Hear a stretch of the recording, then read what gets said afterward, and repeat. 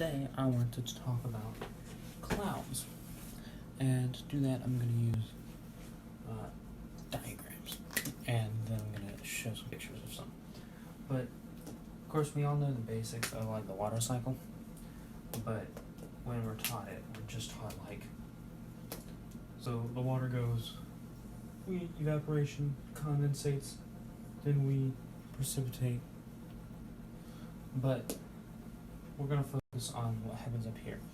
So it's kind of cold up here, and then you have the warm water. The warm water comes up, then it gets in this cold, and then it starts to freeze and condense into that cloud, and it forms little ice droplets, and they get connected in.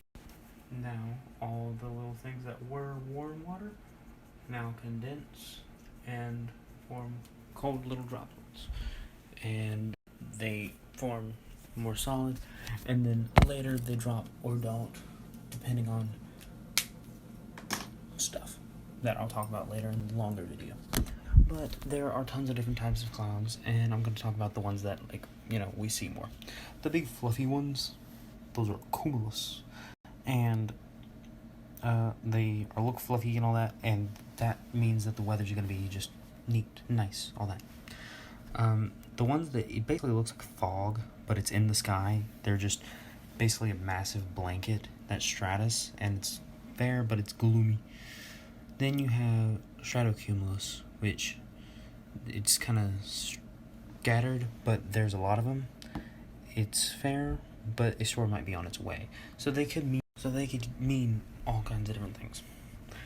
And it's not always naturally made. Like contrails, the things that jets leave behind, those are still considered clouds because the water droplets from the exhaust actually condense into a sort of cloud.